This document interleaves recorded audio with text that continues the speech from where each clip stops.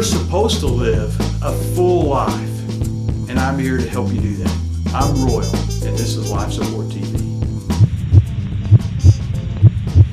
You know, as a marriage counselor, I found that if I could get a member of a couple, one of the two, it didn't have to be both, if I could get one of the two to commit to practicing the actions of love that are described in the Corinthian love checklist.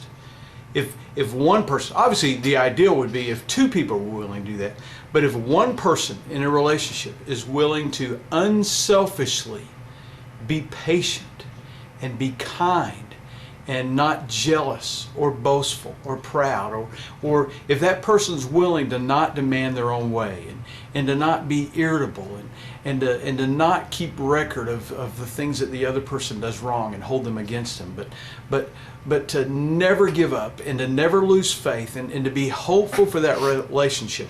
If that person is willing to take the principles of 1 Corinthians 13, verses 4 through 7, the Corinthian love checklist, and apply it to a relationship, there's hope for any relationship.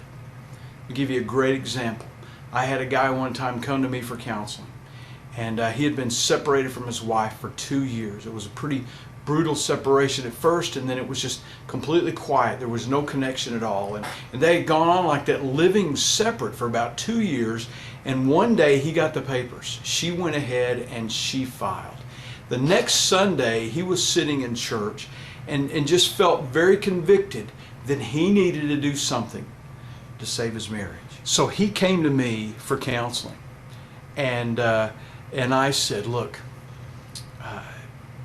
it's not as easy without her, but there are some things you could do that may turn this thing around, or at least make it even at least make it better. So I taught him the checklist, the love checklist from 1 Corinthians 13, and what I did was I said, look, let's try this. And he was pretty cynical about it at first, and he was about ready to give up, but he just had this feeling that he had to do something. So I said, let's just do this. Why don't you get a 3x5 card and write on there the list? Love is patient, it's kind, it's not jealous, it's not boastful or proud. Write that list and make that be your mantra. Make that be the thing that you live by. And every time you're going to talk to your wife, pray through that first and see how it changes things. So he took that and he made a 3x5 and he did his homework and he started praying that he would be that way toward his wife, that he would be that kind of love that's described in the Bible. So the first thing he did was he contacted her by telephone, and she was always rejecting him, and he said, you know, I really don't want to get divorced. I really want to try to work this out. And she was basically blowing him off, but he didn't respond like he used to, because the first thing on that list is to be patient. So he was very patient, and he listened to her, and even though she said no, you know, he said okay, but he said, I'm going to keep trying. So they hung up the phone, and over a period of time, he did some things like I coaxed him to send her flowers, to send her a card, and however she responded, for him to continue to do what the love list said for him to do and not respond like he used to. So one day, he asked her on the phone, is it okay if I come over and see you? And she said, well, I don't know. Well, he didn't take no for an answer. So he showed up at her house one day, and he just prayed. He said, Royal, I prayed all the way over there. I kept the checklist in front of me, and I prayed it. And as I was getting out of the car, I was praying. She must have thought I was crazy because I was walking up to the door, looking at the checklist. And he said, I got to her door, knocked on the door, and she came to the door. And at first she started to reject, but he didn't respond the way he always had. He responded with patience, and he responded with kindness. And they ended up having a decent conversation there at her front door, and they talked for a little while, and he said goodbye and he left.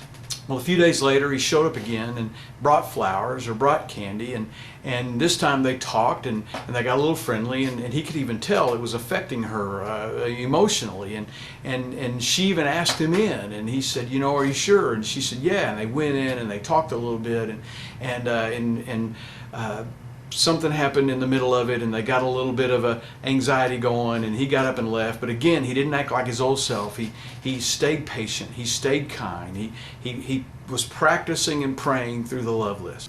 So Then one day he shows up at her house and she's invited him in, and it's getting to where they're spending more and more time together. And he says, let's give this thing a chance. Let's not get divorced. Let's I want to be married to you, and I want to have children. And they actually that time they actually made love, and they had a great night, and he spent the night together. And they went home. He got up and went home the next day, and all this is over a period of weeks, and all this time he's coming to me once a week for counseling, and I see it getting better and getting better and getting better. And to make a long story short, they ended up renewing their wedding vows. A little while later, a year later or so, they had their first child, and it was fixed. Their marriage was fixed, and this is a marriage that everyone would have given up on, including themselves. And she didn't want to have anything to do with it at all. And it all started with one day he just felt convicted, and it was during a church service, so it must have been a conviction by God to try and fix this marriage. And he went to the checklist. He went to 1 Corinthians 13, 4 through 7. And he prayed that he would not be the selfish kind of love that he'd always been, but that no matter how she responded, he was going to respond with love. And it worked. It saved their marriage. Thank you for watching Life Support TV. If you like this, please click like down below. And also leave a comment, and I'll reply back to your comment. And if you'd like to see more of this kind of programming, then just subscribe to this channel.